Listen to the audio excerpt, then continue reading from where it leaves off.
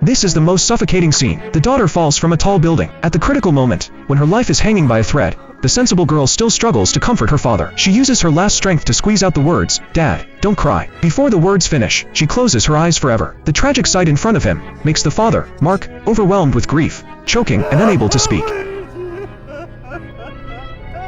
At this moment, he has no idea what kind of hell his daughter endured before her death. His daughter, Annie, is born with intellectual disabilities and has long been bullied by several bad students, led by the principal's daughter. On this day, the violence completely gets out of control. They trick Annie onto the rooftop, forcibly put a garland with thorns on her head. The sharp thorns instantly pierce her skin, and blood immediately stains her cheeks. Then they cut off her hair, stuff it into a water cup, and force her to swallow the hair. Annie's weak resistance only fuels the perpetrator's arrogance. They go even further, threatening her to stand on the fragile skylight glass. Disaster strikes at this moment. A teacher who witnesses the whole process chooses to remain silent under the principal's coercion. The principal not only forces the teacher to lie about an accidental fall, but also destroys the surveillance video to cover up the truth. Mark senses that something is wrong. He is determined to find out the truth and seek justice for his daughter, but he encounters universal silence. Everyone is afraid of getting into trouble and is unwilling to lend a helping hand. When he goes to the police station to report the case, he finds the principal is in the chief's office. At this moment, Mark suddenly realizes that power has long been intertwined into a net. In the desperate situation, a mobile phone in his daughter's locker becomes a turning point. The video completely records the entire process of the violence. The grinning faces of the bullies and Annie's desperate trembling.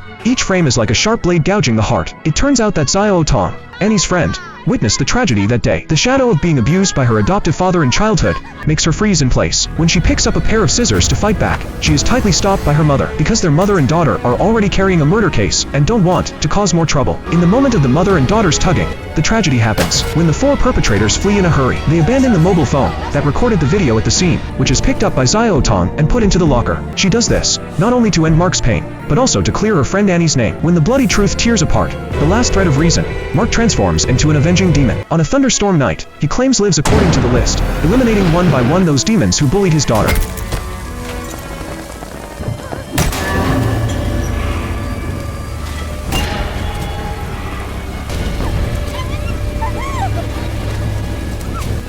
The intense hatred makes him feel that a simple death is not enough to calm his anger. He dismembers the bodies and abandons them in the wilderness, letting wild dogs gnaw at them, making the perpetrators leave no bones behind. In the end, only the principal's daughter is left. Her end is even more tragic. Mark also hangs her body at the opening ceremony scene, letting this principal father witness his daughter's tragic death with his own eyes and feel the heart-wrenching pain of losing a daughter. With the great revenge avenged, Mark has no more concerns. He calmly walks to the edge of the rooftop. At the moment he leaps down, he completes the ultimate redemption with his life. The abyss of despair carves the most jagged outline of fatherly love.